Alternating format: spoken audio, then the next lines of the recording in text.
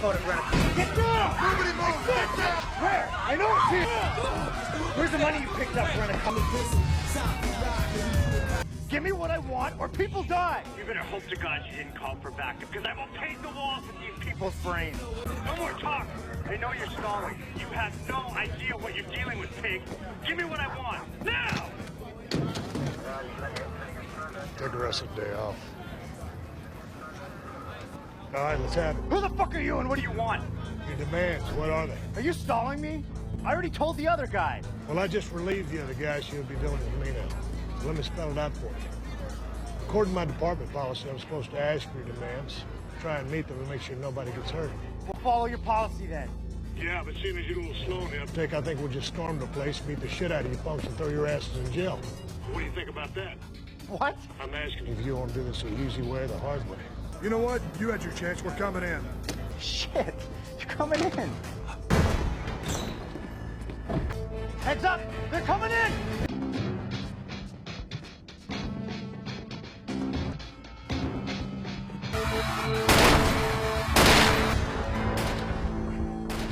Drop it now! Okay. My weapon. Putting it down. One more fucking step and he gets it! Okay. All right.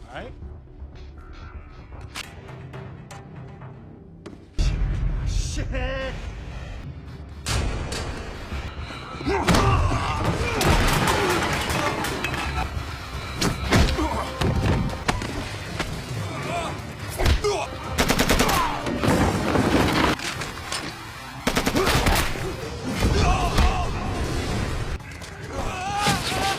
The film begins in a department store, where patrons are engaged in their activities, some purchasing sodas while others browse the aisles. Suddenly, a group of masked individuals armed with weapons enters the store, swiftly taking control of the situation and holding everyone inside, including a police officer, hostage. As chaos ensues, law enforcement surrounds the building, transforming it into a tense hostage crisis. Simultaneously, a dispatch alert is issued, prompting the LAPD to call in their renowned SWAT team. The SWAT team comprises Captain Tate, SWAT Sergeant Tony Hunt, and officers Guinar and Blanco. Upon arrival at the scene, which is already populated by numerous police officers, Captain Tate exits the vehicle and places his rifle on the hood of a patrol car.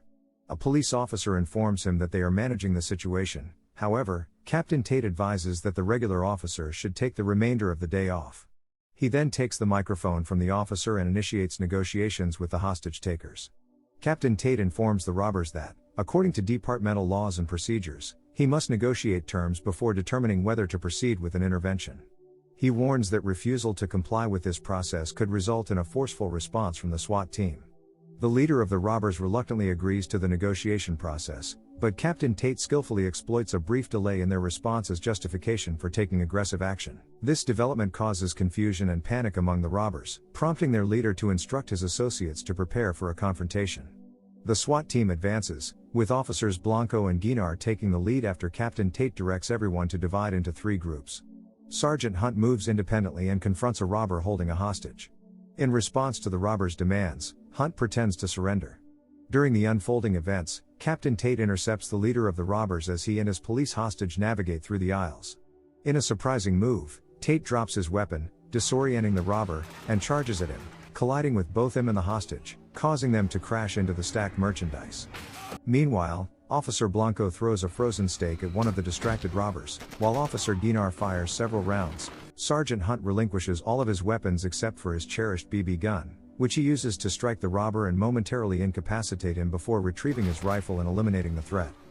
Ultimately, all robbers are neutralized, and the hostages are rescued without any fatalities. Following this intense scene, the SWAT team relaxes in their locker room when Captain Tate informs them that the Chief of Police wishes to meet with them. Anticipating recognition for their successful rescue of the hostages, they engage in lighthearted discussions about how they would feign surprise and express their honor in serving the community. However, upon visiting the Chief's office the next day, they quickly realize that the Chief is far from pleased with their actions. He informs them that their failure to adhere to standard procedures has resulted in a lawsuit against the LAPD by the national food chain where the incident took place, amounting to $250,000. He expresses his frustration over their reckless conduct, which led to numerous injuries among hostages, including a police officer who suffered a severe injury due to Tate's actions. After a series of humorous exchanges with an irate chief, he announces that they are all suspended without pay and required to undergo retraining sessions with federal authorities. The SWAT team finds themselves in a training class led by a monotonous instructor who recounts a well-known incident from 1998 in which a person took kindergartners hostage, resolved peacefully through negotiations. However, each member of the SWAT team suggests harsh solutions involving stress towards the hostage children, leaving the instructor perplexed. Throughout the session, the SWAT team jokes about the feasibility of peacefully resolving such situations, much to their instructor's annoyance. In a subsequent scene, two Russian mobsters, Demetrius and Ilya, take a man named Kenny hostage, inquiring about a package he allegedly stole from them. When Kenny remains silent, they threaten him with violence. In response, Kenny reveals that the Italians are also aware of the package's location and that he involved them to gain leverage. Simultaneously, the SWAT team is en route to the same warehouse, which has been reserved by the LAPD for a retraining exercise. The Italian mobsters, Lampone and Storto, arrive at the scene as well and confront the Russian mobsters. Tensions rise as both groups argue over the package's whereabouts and how Kenny has manipulated them. As their dispute escalates, the sound of approaching sirens signals the arrival of the SWAT team. Recognizing the potential threat, they decide to set aside their differences and prepare to confront the SWAT team, suspecting that Kenny may have alerted law enforcement. As the SWAT team advances, they head directly upstairs, leaving the criminals confused and on high alert. Meanwhile, the officers are preoccupied with their training exercises, during which their gunfire inadvertently heightens the tension among the criminals. A confrontation breaks out between Storto and Ilya when Storto makes an inappropriate advance toward her. Noticing the commotion, Captain Tate dispatches Officer Blanco to investigate and inform anyone inside that the premises are reserved until 2 p.m. However, as Blanco descends, the criminals become increasingly anxious and shoot him, prompting an instinctive reaction from Blanco as he fires his weapon into the air, alerting his team. Recognizing the urgency of the situation, Tate instructs his team to proceed downstairs to assess what is happening. The criminals soon realize that Blanco's rifle contained blank rounds, indicating that the officers are effectively unarmed. Despite having already killed Blanco, they find themselves cornered and decide to collaborate in an attempt to eliminate the police and cover their tracks. When Tate and his team confront them, it becomes apparent that the criminals are aware of the officers' lack of live ammunition. In response to this realization, Tate orders his team to retreat upstairs while securing a vaulted door behind them. This situation effectively traps the criminals inside, prompting Demetrius to call for backup. The Italian mobsters remain on standby as Russian reinforcements arrive, and they devise a plan to use a ladder to access the upper floor from outside in order to intercept the police. Meanwhile, Captain Tate and his team decide to reposition themselves, anticipating that the criminals will attempt to flank them. They retreat to the door, utilizing a gap to sprint to their truck and retrieve their live weapons. Tate and Hunt take positions at the door while Tate rushes to gather their supplies, only to discover that their radio has been damaged. Tate ascends to the upper level to assess the situation with the Russians, while Hunt maintains his watch.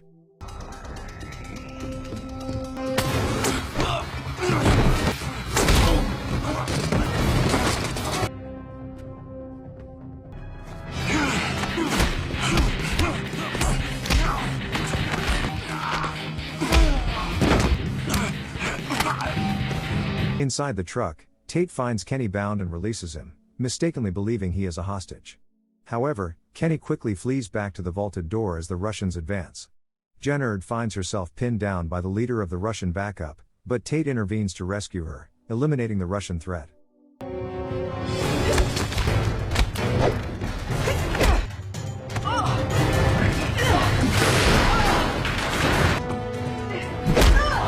Send that bitch to do a man's job.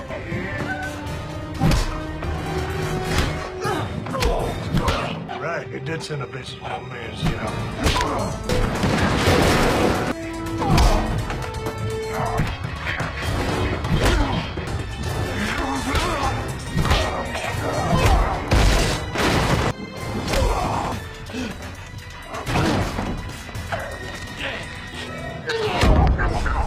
As this unfolds, the Russians realize their reinforcements have been neutralized, prompting the Italians to call in their own backup. In the midst of the chaos, Kenny manages to escape, but Tate apprehends him in a bathroom with a case. Upon examining its contents, Tate recognizes the seriousness of the situation and inquires about their next move. Kenny leads them to an underground tunnel that exits the warehouse. However, as they proceed, Tate decides to pause briefly to assess whether they are being pursued. The Italian backup becomes aware of this and their chief orders 2 teams to enter the tunnel from both ends. They successfully intercept Tate and his team, capturing them from either side. Tate is held by the Russians and questioned about the case. He asserts that he knows its location but requests the release of his team in return. Meanwhile, the Italians contemplate taking Hunt and Gennard hostage. Frustrated with Kenny, Lampone ultimately decides to eliminate him and instructs Hunt to escort Storto to the case while he holds Gennard captive. He then dispatches his backup team to eliminate all remaining Russian operatives. As the Italian reinforcements arrive, Tate provides assistance to the Russian operatives and departs in their truck, initiating a pursuit. Within the tunnel, Hunt eliminates Storto and quickly retreats.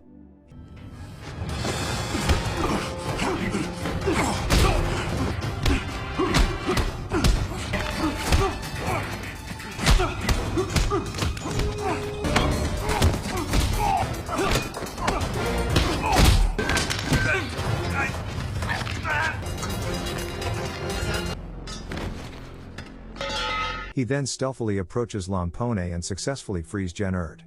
Tate subsequently crashes into the scene with the truck, leading to another exchange of gunfire.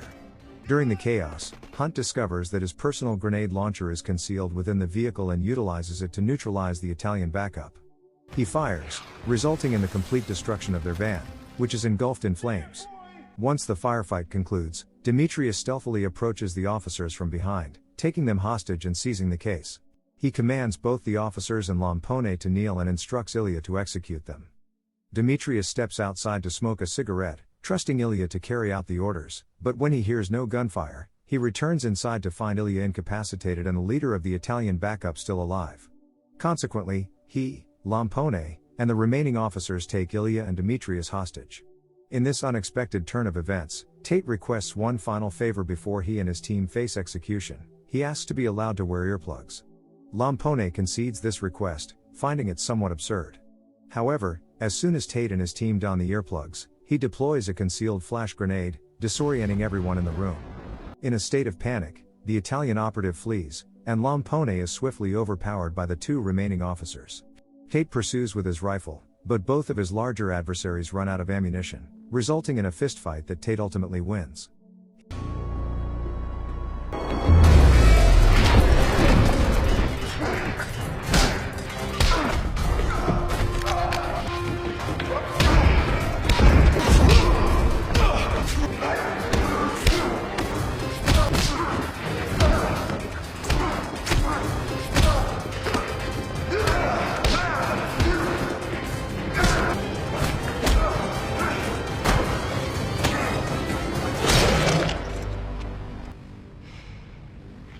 He then returns and successfully takes the remaining individuals into custody.